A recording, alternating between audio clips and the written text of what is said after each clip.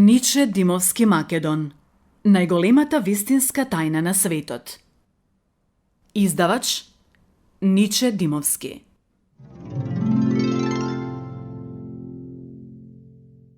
Автосугестија и благодарност. Секоја сугестија може да дојде до реализација доколку на некој начин свесно или несвесно дојде до подсвеста на одредена личност и така всушност се сведува на автосугестија. Ако ја имаме во предвид безграничната креативна моќ на подсвеста, таа сите тие импулси кои ги примала по пат на автосугестија, со целата своја доследност и со сите своји способности, ги спроведува во дело до најмала ситница, благодарејќи по својата природа, таа може само така да постапува и никако поинаку. Тома Лијаковски. Автосугестијата представува моќ на свесно или несвесно самопрограмирање и не постои човек на земјата кој не ја почувствувал незината огромна сила. Неа ја поседува секој од нас и во зависност од незиното користење, луѓето помалку или повеќе напредуваат. Природата не надарила со овој феномен, но најголем дел од луѓето го користат инстинктивно во нивниот живот. Мал е процентот на луѓе кои свесно ја употребуваат автосугестијата. Тие луѓе се успешни во секоја област. Секој човек постојано несвесно ја користи автосугестијата, не знаејќи за незината огромна моќ. Незнаењето честопати доведува до самоповредување, до несакани последици, па дури до смрт. Автосугестијата е создавање сугестија, наредба на самиот себе. Главна цел на оваа сугестија е да ја направи мислата доминантна. Со точно одредено ментално повторување, дадена мисла ја вметнуваме во подсвеста и таа веднаш ќе поверува дека тоа е можно. На тој начин, дури и лагата станува вистина и ќе извојува победа како реална вистина. Всушност, и самите афирмации биле невистина пред да станат вистина. Доколку со неколку зборови некој успее да ве убеди во нешто, со наметнување на негова сугестија, а вие му поверувате, од тој момент започнувате со автосугестија. Во зависност од тоа дали автосугестијата е позитивна или негативна, вам ви се случуваат позитивни или негативни работи. Доколку докторот кому најмногу му верувате ви каже дека сте болни од некоја тешка болест, а тоа ви го потврдат и други лекари, вашата автосугестија ќе ја создаде болеста со помош на подсвеста, па дури и да не постои на вашиот континент. Исто така, ако веќе боледувате од некоја болест која што може да се излекува, а некоја личност на која и верувате ве убеди во спротивното, вие самите ќе ја влошите вашата здравствена состојба. Огромна е моќта што автосугестијата ја има врз подсвеста. Токму затоа е посочен ваков екстремен пример, за да сватиме што се може да се случи кога сме подложни на автосугестија. При иста сугестија, двајца луѓе можат да реагираат на различен начин, во зависност од нивното верување. Доколку на некој морнар кој се наоѓа на брод му се упатат зборовите «Вие сте многу блед, изгледа имате морска болест», тој може само да се насмевни, воопшто нема да реагира на оваа забелешка, бидејќи е сигурен дека не може да му се случи вакво нешто. Таа сугестија кај него не може да предизвика автосугестија, бидејќи тој нема страв од морска болест. Доколку би имал, сигурно не би бил морнар. Токму затоа кај него тешко може да се влијае со ваква сугестија. Ако пак истите зборови му се упатат на некој патник на бродот, нему веднаш ќе му се слоши и ќе ги добие симптомите на морската болест. Неговата состојба уште повеќе ќе се влоши, доколку барем уште еден човек му го потврди истото. Сугестијата има моќ да создаде мисловни слики за последицата која би можела да се следи. Доколку свеста и поверува на таа сугестивна мисла, истата веднаш ќе ја упати на подсвеста и таа ќе започне да го реализира барањето. Ниту една сугестија не може да има моќ над вас, се додека вашата автосугестија не му помогне на оној од кого е упатена. Затоа, секогаш отфрлајте ги тугите лоши сугестии, а потпирајте се само на вашите позитивни афирмации. Инаку, автосугестијата е најкорисната работа за оној кој знае свесно да ја употребува, а најопасна за оној кој несвесно го прави тоа. Автосугестијата се учи, исто како и секоја друга вештина. Всушност, се што се заснова на природните закони, се учи наједноставно. Започнете свесно да ја применувате автосугестијата и со нејзина помош на наједноставен начин ќе научите самите да ја користите оваа моќ. Поделете го знаењето со сите околу вас, за и тие да започнат да го користат ова оружје. Зборовите што секојдневно ги разменувате при комуникација со околината влијаат на бесконечен број мисли што ни се вртат во главата. Кога дозволуваме некој збор, упатен од некого, да ни се трансформира во мисла, иако на таа мисла и дадеме толкаво значење, при што ќе ја всадиме во подсвеста, тогаш самите си правиме автосугестија. Несвесни за тоа, велиме дека некој не магепсал, не урочил или ни направил зло. Не постои човек на планетава кој може да ви стори зло, ако вие со мислите и автосугестијата не си го направите самите. Ова е најсилната реченица која мора да ја запомните и да ја чувате во вас до крајот на животот. Секој човек има стравови кои што може да бидат разбудени. Кога некој ќе се обиде да ве налути и да ви наметне страв, не обрнувајте внимание на неговите зборови и постапки. Речиси сите нефизички болести, односно психосоматските, ги повикуваат вашите мисли, а автосугестијата ги потврдува и засилува. Ова значи дека само оној кој ги повикува болестите има моќ и да ги избрка. Автосугестијата е гласникот и иницијаторот на свеста, а подсвеста е извршителот. Кога ќе научите да ја контролирате автосугестијата, тоа значи дека сте воспоставиле контрола врз самите себе. Многу лесно ќе дознаете дали сте ја совладале техниката на автосугестија или се уште треба да работите на тоа. Кога ќе научите да ја применувате автосугестијата, ќе почнете да забележувате дека повеќе не ви иритираат работите што до вчера ве вознемирувале, па сте им возвраќале со лутина и бес. Кај вас ќе започнат да исчезнуваат сите негативни емоции предизвикани од стравот и сомнежот и ќе станете господар со потполна контрола врз себе. Мирно и непристрасно ќе бидете отворени за сите случувања во текот на денот и што е поинтересно, од нив ќе учите. Да се биде отворен за сите промени без да се изгубат сопствените вредности. На тоа од секогаш не подучувале сите мудреци и сите свети книги. Автосугестијата директно се поврзува со подсвеста преку свесниот дел. Свесниот дел го одбира начинот и целта, па така внимателно одбрани ги наметнува на подсвеста. Наједноставен начин за да се постигне тоа и да се добие најсилен ефект е кога автосугестијата се применува навечер и наутро, кога свеста и подсвеста нивелираат и се на исто ниво во однос на фреквенцијата. Како што претходно беше кажано, во последните мигови од моментот на заспивање и во првите мигови на будење, свеста и подсвеста имаат 50% контрола и нивните ингеренции се еднакви само неколку мига. Потоа, едната го зголемува процентот на активност за сметка на другата. Навечер, свеста од 100% оди кон 0, додека подсвеста од 0 оди кон 100%.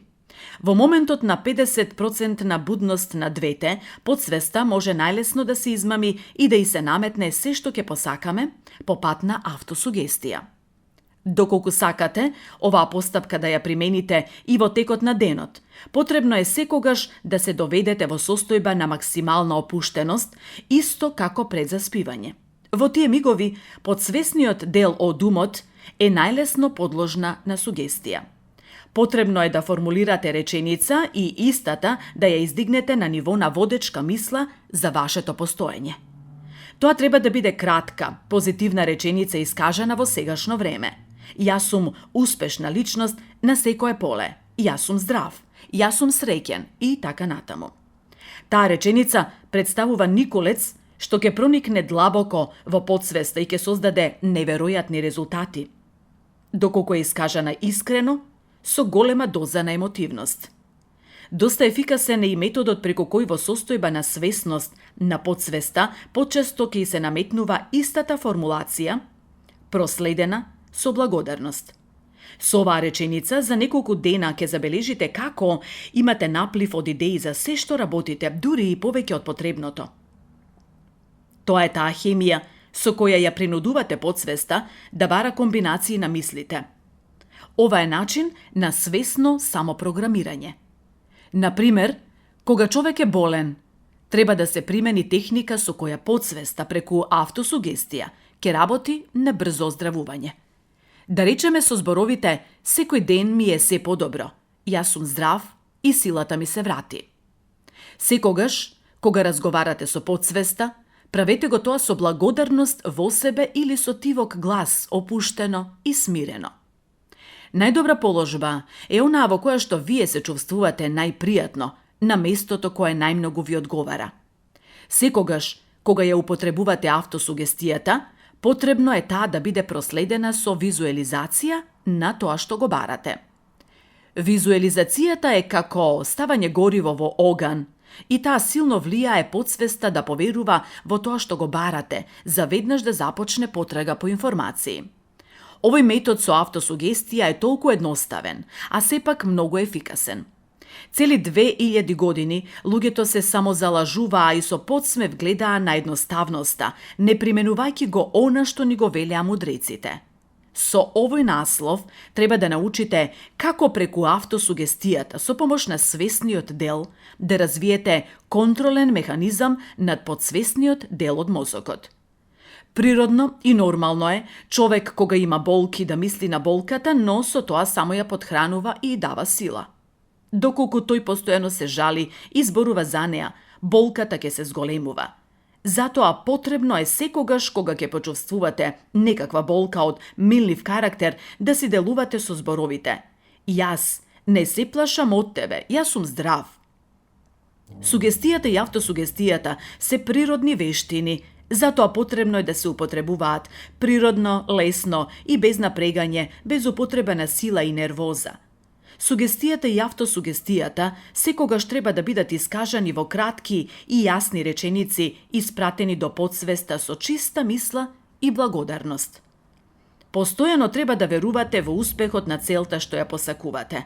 Токму затоа, пред време треба да се изразува благодарност за добиениот резултат. Колку за подсетување, луѓето кои преку простување се исчистиле од негативните мисли, секогаш на поедноставен начин доаѓаат до резултати. Ова произлегува од чистината на мислите и од испраќањето позитивна енергија на опкружувањето. Оној пак, кој е полн со негативна енергија и не може да прости, ниту да се исчисти од злото, многу потешко ќе воспостави контрола врз мислите и врз себе си. Причината е во блокирањето на подсвеста со негативни мисли, кои таа ги разбира како барање што треба да го оствари. Нашите сомнежи ни се непријатели и се причина за загуба на многу нешта кои би ги постигнале доколку не се плашиме да се обидеме. Вилијам Шекспир. Никогаш не сомневајте се во остварувањето на тоа што го барате. Доколку дозволите само една мисла да ви избега од контрола и да го нападне вашиот систем, тоа ќе биде слично како вирус што го напаѓа и компјутерот, па дури и поопасно. Вирусот можеби ќе остави нешто незаразено и нема да направи целосна штета, но една негативна мисла кај подсвеста ќе ја сруши целата конструкција што сте ја граделе. Наједноставен пример е одењето по греда или штица. Ако штицата ја ставите на земја, по неа ќе поминете без страв. Ако ја кренете на 1 метар над земјата, некој може да падне, но повеќето повторно ќе поминат. Но кога ќе ја ставите на 3 метри височина, веќе проработува сомнежот и го повикува стравот кој уништува се што е создадено. Ова произлегува од визуелизацијата при помислата дека може да паднете и да се повредите. Стравот секогаш го уништува најпродуктивното кај човекот и тоа кога е на чекор до успехот. Стравот е како карбонска киселина испрскана на човекот. Тој причинува умствено, морално и духовно задушување, а понекогаш и смрт. Смрт на енергијата, смрт на ткивото, смрт на целокупниот растеж. Хорас Флечер. Тој секогаш чека да го повика искушението кое стои постојано на последниот свиок пред успехот и среќата. Искушението не би било тоа, ако и за последен пат пред да постигнете успех не провери дали вие навистина го заслужувате и дали сте духовно дораснати да одите напред. Преку искушението секој човек се надградува и се усовршува. Заклучокот е дека подсвеста е силата со која автосугестијата управува преку вербата, визуализацијата и благодарноста. Желбата може да ја искористите само како идеја, но не и во постапката на сугестија и автосугестија. Не постои човек на оваа планета кој нема желби, но малку се оние кои знаат со добра техника на сугестија и автосугестија да го реализираат копнежот. Во сугестијата и автосугестијата никогаш не се употребуваат недефинирани мисли како што се «јас сакам», «јас ке», «јас би сакал», «ако може», «кога би можело» и безброј други комбинации. Со вакви зборови, подсвеста ја доведувате до крстопат без да ја кажете каде да сврти. Не оставајте ја подсвеста со недоречености. Не сомневајте се во ниедна цел што сте ја побарале и сте започнале да ја реализирате. Никогаш не сомневајте се во резултатот. Потребно е прецизно да го конкретизирате барањето и да го искажете во сегашно време. Имам, па ќе ја откриете мудроста што ја поседува секој човек.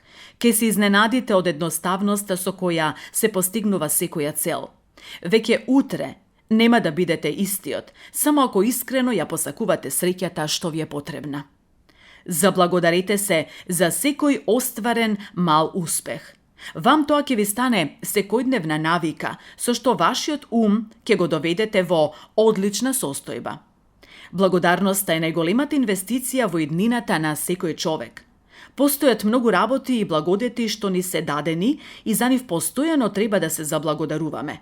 Никогаш не пропуштајте ја можноста да им се заблагодарите на сите оние кои ви го прават денот прекрасен.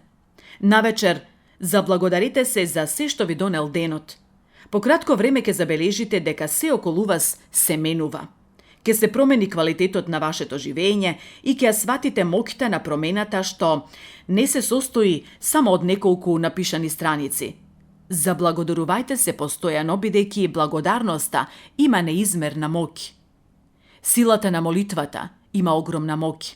Речи си, и не постои човек кој во тешки моменти на безизлезност не побарал излез, утеха во молитвата, во опасност, неволја, болест и така натаму. Секогаш кога свеста ќе поверува во менталните слики на кои е насочена молитвата, тогаш и подсвеста верува во истата и ја претвора молитвата во реалност. Законот на вербата преку молитвата делува кај сите религии на светот. Секоја молитва е наискрена, скриена желба, која секогаш се исполнува штом е насочена кон целта. Создадете своја собствена креативна молитва, представете си слика за неа и таа секогаш ќе функционира како невидлив клуч за сите ваши искрени желби.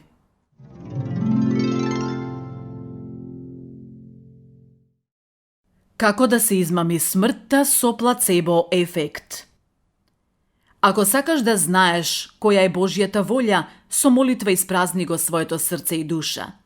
И мислата, која ќе ти се јави прва, која ќе падне на тоа широко бело поле од чистина, тоа е она што го сака Господ. Л.Х. Ѓуровиќ Петкана. Научно, излекувањето на човекот од некаква болест со помош на измама е тесно поврзана со изразот плацебо ефект. Со овој збор се означува состојба на умот до која тој доаѓа со помош на силна верба. Името потекнува од зборот плацебо, таблета, лекарство, што се препишува повеќе за предизвикување психолошки отколку физиолошки ефект, односно представува назив за лажниот лек што понекогаш им се дава на болните наместо вистинскиот за постигнување на автосугестивно дејство. И покрај тоа што дадената субстанца нема никакво друго дејство, самото очекување и верба на болниот се факторите што придонесуваат за негово оздравување. Техниката за постигнување на оваа состојба е следнава. Потребна е силна желба, подкрепена со приближно 100% верба во она што се доживува во моментот.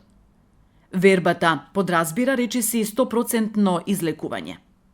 Таа поттикнува толку силна хемија во мозокот, што честопати создава реакција, при што со огромна брзина се активираат одбрамбените сили во организмот и тие поттикнуваат излекување на оштетено ткиво или орган.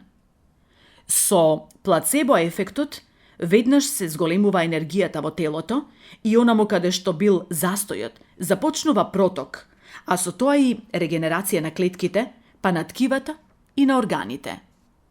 Успешноста на оваа техника иницира желба за оздравување и зависи од силата на верувањето. На првичната мисла и се додаваат нови мисли и по пат на визуализација се искажува благодарност за веќе постигнатото, излекувањето. Тоа е еден верижен систем, предизвикан од само една мисла која повикува се што е потребно за остварување на целта. Ова се извршува по наредба на свесниот ум и значи дека свеста треба да се измами или на свесниот ум да му се наметне верувањето дека целта е остварена. Потоа, кога тој ќе нареди на подсвеста, таа веднаш прави безброј комбинации од исти и слични мисли, само со една цел – оздравување и избегнување на смртта. Вербата што силно ќе ја почувствувате и ќе ја побарате е најголемата измама што ги блокира сетилата, сензорите и емоциите на свесниот ум. Таа верба му дава наредба на умот силно да поверува дека тоа е вистина, за мозокот веднаш да и нареди на подсвеста да ја изврши наредбата. Потребно е само да се измами свеста. Но тоа тешко се постигнува затоа што таа информациите ги прима од болките и ја гледа реалната слика. Меѓутоа, секогаш постои техника што ќе го измами мозокот и ќе го доведе во состојба да и даде команда на подсвеста. Во случаите кога има обиди да им се помогне на луѓето, им се забранува да зборуваат за тоа што им е кажано, бидејќи доколку некое лице им наметне спротивни зборови на кажаното, тие ќе се посомневаат и веднаш ќе се урне целата конструкција. Свеста влијае на подсвеста, автоматски поттикната од стравот што веднаш се јавува и што е многу повлијателен од вербата и надежта. Тогаш свеста почнува да го блокира процесот на оздравување и ја враќа болеста во првобитната состојба. Поради тоа, истиот процес мора да се повтори, но веќе со сосема изменета техника, затоа што сега свеста, поучена од оваа измама, ќе биде повнимателна и уште повеќе ќе им верува на своите сетила отколку претходно. Сето ова воопшто не ја интересира подсвеста, бидејќи таа 24 часа дневно е подложна на сугестија и е под команда на свеста, а сепак ја има контролата над сите телесни функции, сетила и сензори.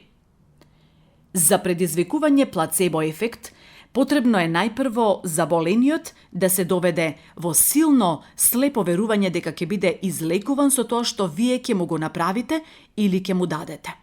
Доволно е на болниот да му дадете некаков доказ за ефикасноста на лекот и тој длабоко да поверува во истиот.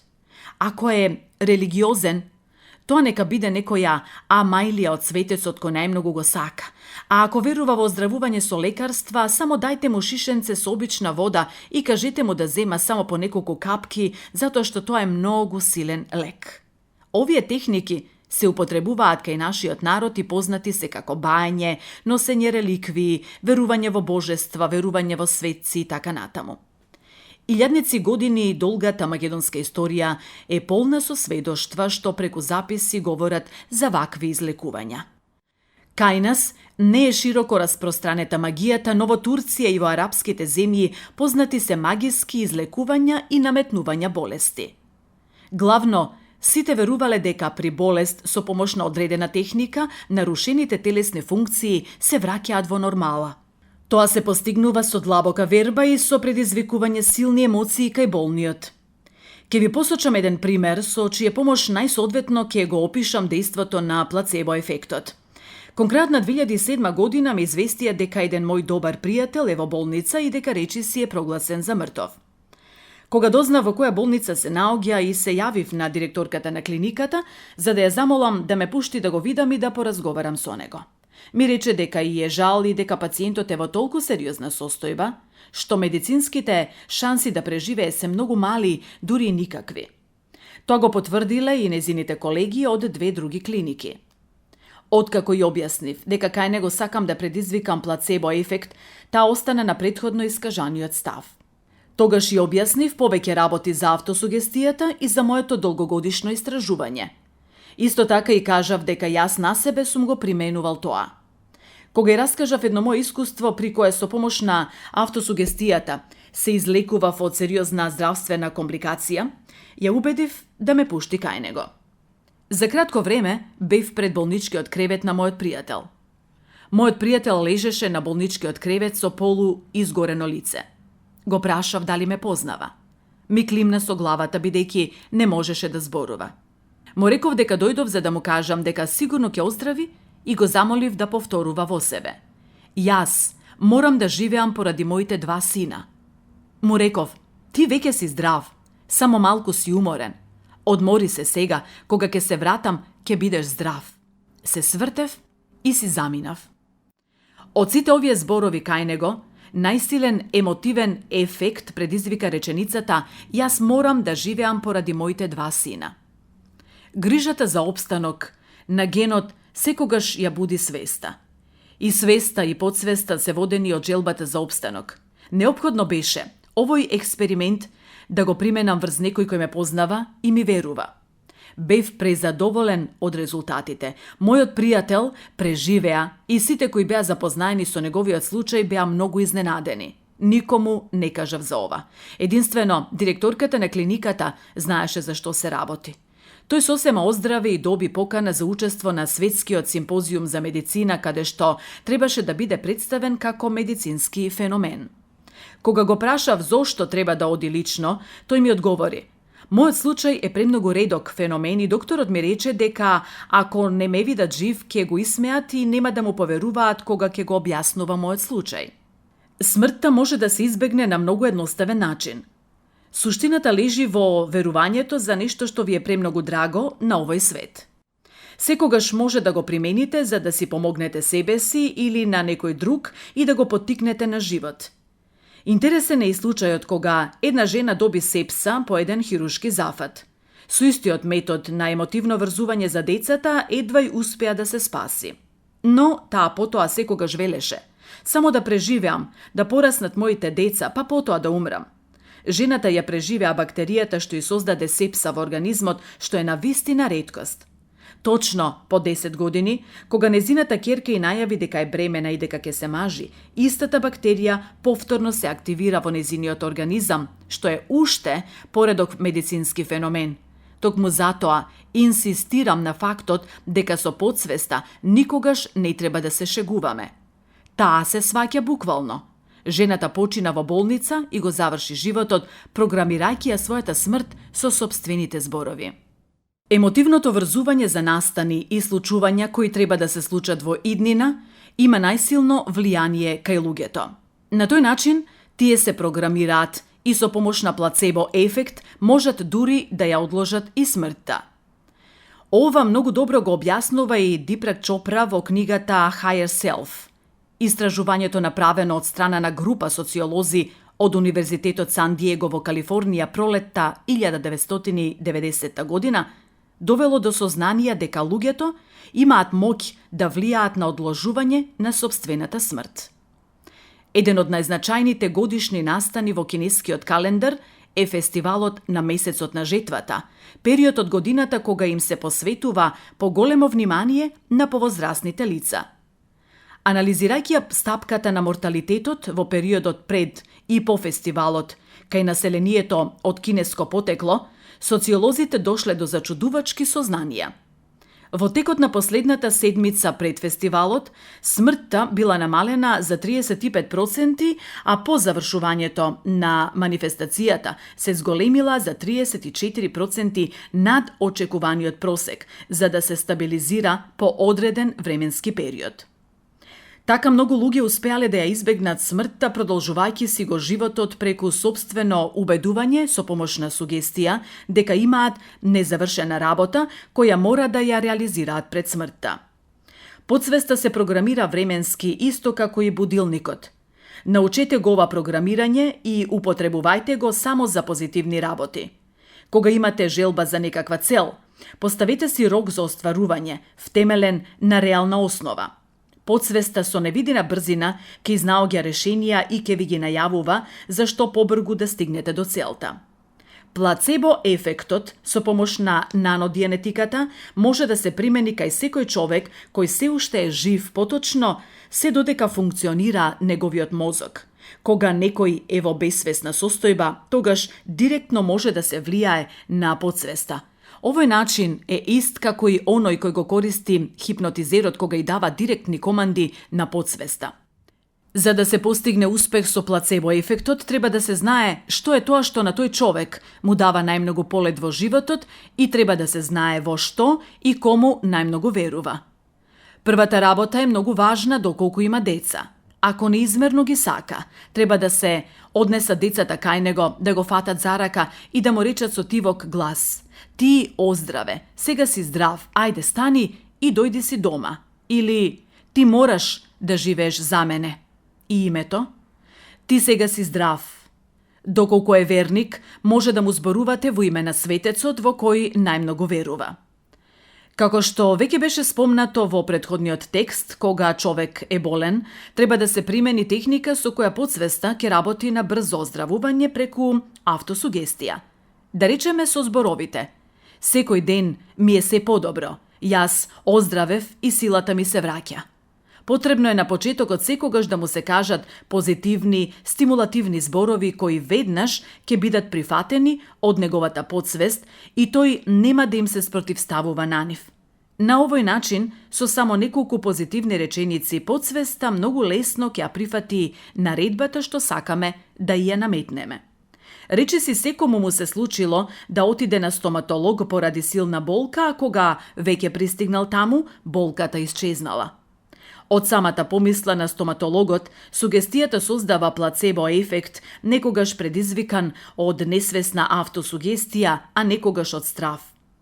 Постојат примери со плацебо ефект, каде што со програмирање преку автосугестија со деструктивни мисли се предизвикува сопствената смрт. Ова може да се случи кога се губи близок пријател или некој од семејството. Силните емоции предизвикани од големата загуба може да предизвикаат деструктивна автосугестија со плацебо ефект, која што е свесно или несвесно планирана да предизвика смрт. Ваков случај се појави кога синот на едни мои познаници беше убиен кај Вејце за време на војната во Македонија во 2001 година. По таа несреќа, неговата мајка си предизвика деструктивна автосугестија така што, иако беше потполно здрава, почина по 40 дена. Единствено, силната мисла со автосугестија, со плацебо ефект, може да му се спротивстави на опстанокот, да го програмира телото за деструкција и да предизвика смрт.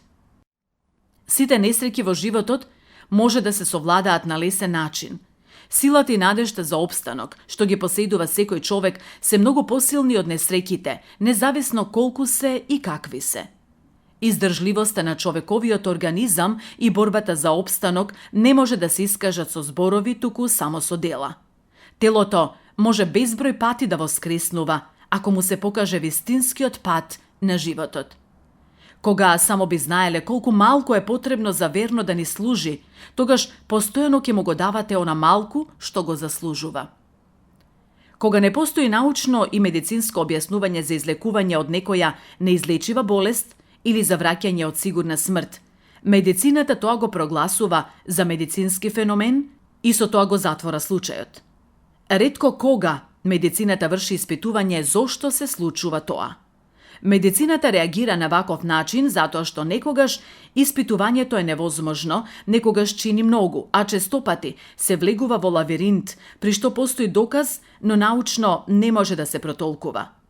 Постојат многу вакви случаи што се прогласени за медицински феномени во архивата на секоја здравствена институција.